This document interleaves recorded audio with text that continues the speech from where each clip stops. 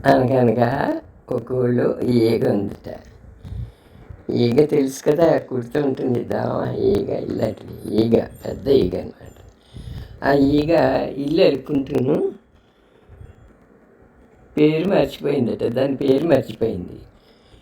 ఎందుకు ఇల్లు అల్లుకుంటాను, ఈగ ఇల్లు అల్లుకోవడం ఏంటంటారా? అది కదా మరి అలాగే ఉంటుంది.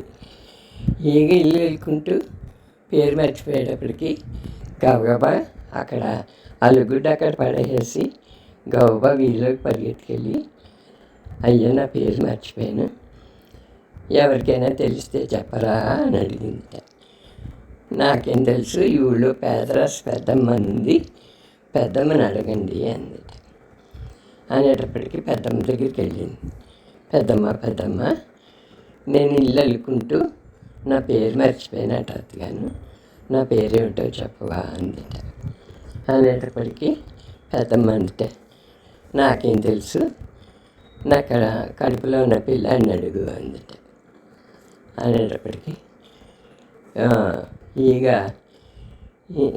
నేను ఈగని ఇల్లు అల్లుకుంటున్న పేరు మర్చిపోయాను, అడిగితే పెద్దమ్మని అడిగితే కడుపులో ఉన్న పిల్లాడిని అడగమంది అంటే, కడుపులో ఉన్న పిల్లాడా, నా పేరు ఏంటి అని. నాకేం తెలుసు, నేను ఇవాళ హాస్పిటల్లోకి తీసుకెళ్తుంది మా అమ్మ, అక్కడ డాక్టర్ని అడిగాను. అనేటప్పటికి ఆ డాక్టర్ దగ్గరికి పరిగెత్తుకెళ్ళేటప్పటికి ఈ లోపుగా ఈవిడ అక్కడికి చేరింది, పిల్లాడు బయటకు వచ్చాడు. ఇక నా ఇల్లు అల్లుకుంటూ నా పేరు మర్చిపోయాను, పేరు ఏమిటని పెద్దమ్మ దగ్గరికి వెళ్తే పెద్దమ్మ కడుపులో ఉన్న పిల్లాడిని అడగమంది, ఈ లోపుగా నువ్వు ఇక్కడికి వచ్చావు, డాక్టర్ ఉన్నాడు, మరి నా పేరేంటో చెప్పండి అని అడిగిందిట.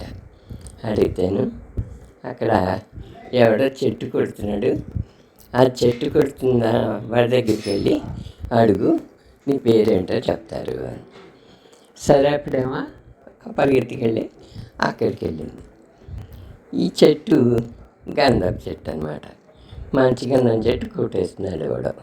కొట్టేస్తుంటేను అది వెళ్ళి ఈగ ఇల్లు అల్లుకుంటున్న పేరేమో ఏమిటని అడిగితే, పెద్దమ్మని అడిగాను, పెద్దమ్మేమో ఆ కడుపులో ఉన్న పిల్లాడిని అడగమంటే ఇక్కడికి వచ్చాను, ఇక్కడి నుంచేమో మీ పేరు చెప్పారు, అంచేత నా పేరేమిటో చెప్పండి అని ఆ చెట్టు, మంచి గంధపు చెట్టు కొడుతున్నటువంటి వాడిని అడిగితే వాడన్నాడు, నాకేం తెలుసు, ఈ చెట్టు ఎవరితో వాళ్ళని అడుగు అన్నాడు.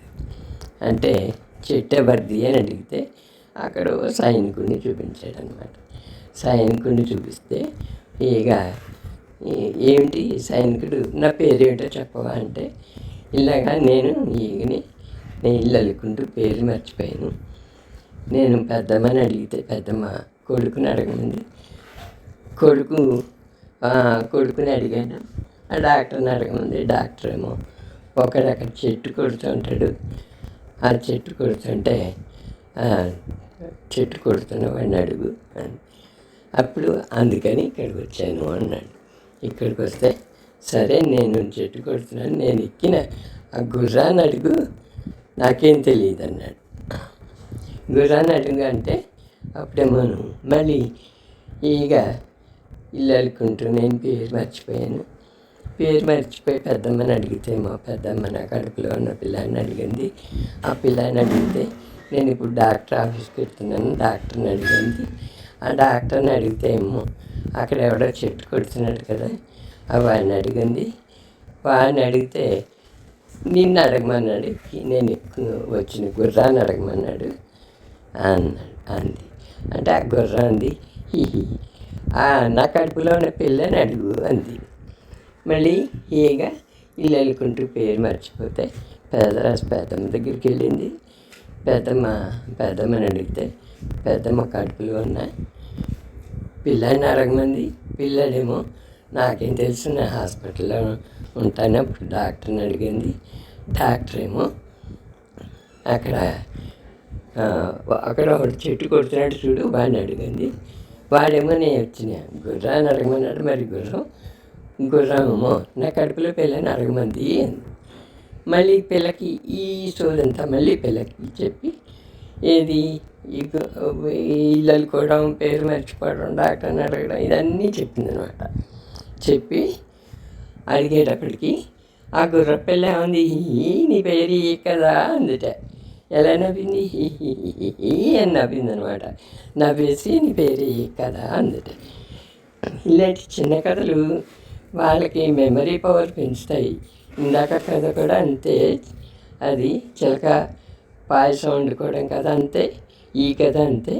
మెమరీ పవర్ని పిల్లలకి పెంచుతాయి కనుక ఇటువంటి కథలు చెప్తే బాగుంటుంది.